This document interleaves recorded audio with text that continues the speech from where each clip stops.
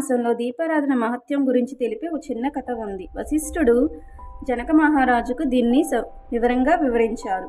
పరిపూర్ణమైన పుణ్యాన్ని ప్రసాదించే దీపారాధన వైభవాన్ని వివరిస్తున్నాను, శ్రద్ధగా వినండి అన్నాడు. దీపారాధన ఏ విధంగా, ఎక్కడ, ఎప్పుడు, ఏ ఏ ఆశయాలతో, ఏ ఏ కోరికలు తీరాలని చెయ్యాలో వివరంగా చెప్పాడు. రాజర్షి కార్తీక మాసంలో గోపుర ద్వారం గాని, శివలింగం ముందు గాని, నదీ తీరంలో గాని దీపాన్ని వెలిగించాలి. ఆవి నేతితో గాని, నువ్వుల నూనెతో గాని, ఇప్ప నూనెతో గాని, ఆఖరుకు ఆమదతోనైనా సరే దీపాన్ని వెలిగించవచ్చు. పుణ్యం కోసమో, ప్రసిద్ధి కోసమో, గొప్ప కోసమో, కోరికలు తీరడం కోసమో, దేనికైనా సరే తెలియక గాని తెలిసినా గాని దీపాన్ని వెలిగించాలి. ఏ విధంగా వెలిగించిన వారికి దీపారాధన చేసిన ఫలితం లభిస్తుంది. దీపాన్ని పైకి ఎగదోసి వెలిగించినా సరే దీపారాధన చేసిన ఫలితం కలిగి తీరుతుంది, ముక్తి లభిస్తుంది, కోరికలు సిద్ధిస్తాయి. మహారాజా, పూర్వం పాంచాల రాజ్యాధిపతికి సమస్త భోగభాగ్యాలు ఉన్నాయి, కానీ సంతానమే లేదు.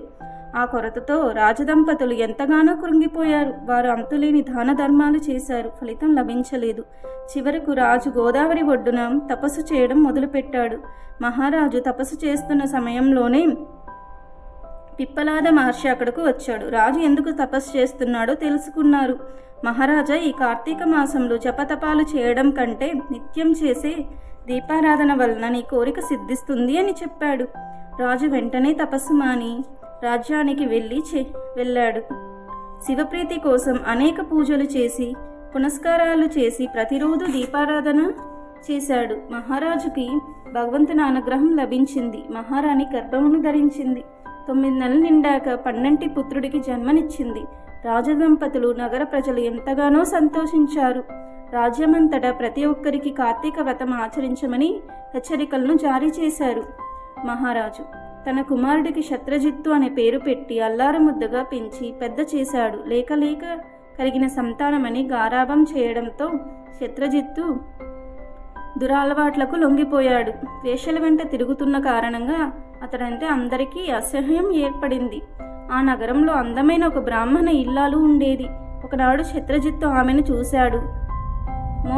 పరవశుడైన ఆమె వద్దకు వెళ్ళి తన కోరికను తెలియజేసి సురత క్రీడతో తనను ఆనందింపచేయమని అడిగాడు. అందచందాల ఆ బ్రాహ్మణ స్త్రీ కూడా రాజకుమారుని అందచందాలకు మురిసిపోయి అతడి కోరికను కాదనలేకపోయింది. ఆనాటి నుండి వాళ్ళు ప్రతిరోజు ఒక చోట కలుసుకుంటూ గ్రామ క్రీడలతో కులుకుతుండేవారు.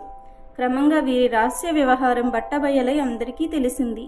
ఆమె భర్త కూడా వీరిద్దరిని గమనించారు. ఎట్లాగైనా వీళ్ళని చంపాలని కక్షగట్టాడు.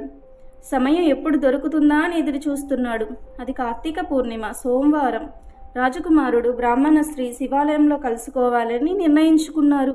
అర్ధరాత్రి నిద్రలేచి తన ప్రియుడైన రాజకుమారుని కలుసుకోవడానికి బయలుదేరింది బ్రాహ్మణ స్త్రీ. అది గమనించిన ఆమె భర్త సమయం దొరికిందని కత్తుపట్టుకుని ఆమె వెనకాలే బయలుదేరాడు. పాడుపడిన శివాలయం కావడంతో కన్ను కనిపించని కటిక చీకటిగా ఉంది. రాజకుమారుడు దీపం ఉంటే బాగుండేది అనడంతో బ్రాహ్మణ స్త్రీ వెళ్ళి తన చీర కొంగు చింపి వత్తి చేసింది. రాకుమారుడు అవతలకు వెళ్ళి ఆముదం తెచ్చాడు.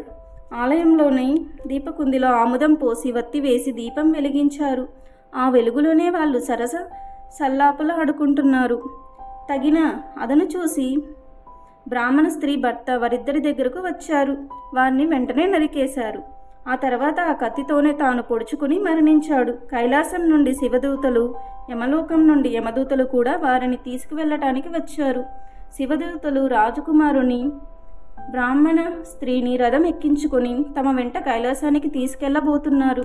బ్రాహ్మణ ఇల్లాలి అయిన భర్తని యమభటులు నరకానికి తీసుకుని ప్రయాణమయ్యారు. అప్పుడు ఆ విప్రుడు యమదూతలతో, సదాచార సంపన్నుడైన నన్ను నరకడానికి తీసుకుపోవడం ఏమిటి? చెడు ప్రవర్తనలు వారిద్దరినీ కైలాసానికి తీసుకుపోవడం ఏమిటి? ఇది మీకేమైనా బాగుందా అన్నాడు. చెడ్డవాళ్ళను గౌరవించడం ఏమిటి, మంచి వాళ్ళను భరించరాని శిక్షలు వేయడం ఏమిటి అని ప్రశ్నించాడు. అప్పుడు శివదూతలు ఆ విప్రుడితో, నువ్వు మాట్లాడుతున్నది సరికాదు. కార్తీక పూర్ణిమ సోమవారం శివాలయంలో దీపం వెలిగించడంతో వీరు చేసిన పాపాలన్నీ నశించాయి. పుణ్యలోకాలకు వెళ్లే అర్హతను దీపారాధనతో వీరు సంపాదించుకున్నారు. నువ్వెంతటి సత్ప్రవర్తన కలిగిన వాడైనా దీపారాధన చేసి పవిత్రులైన వీరిని వధించడంతో పాపం మూటగట్టుకున్నావు, అందుకే నీకు యమలోకం లభిస్తుంది అని సమాధానం చెప్పారు. శివదూతుల మాటలు విన్న రాకుమారుడు శివదూతులతో, అయ్యలారా, మీరు చెప్పిన మాటలు నేను కాదనగల శక్తి లేనివాడిని. కానీ మేము ముగ్గురం ఒకే సమయంలో శివుని సన్నిధిలో మరణించాము. కార్తీక మాస దీపారాధన వలన మాలో ఈ విధమైన భేదం కలిగిందంటున్నారు.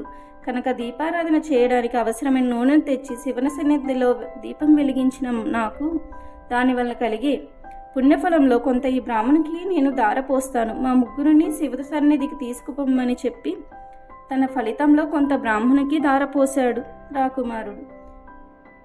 రాకుమారుడు చేసిన ఆ మంచి పనితో వాళ్ళు ముగ్గురు శివదూతలతో కలిసి కైలాసానికి చేరుకున్నారు. మోక్ష సిద్ధిని పొందారు.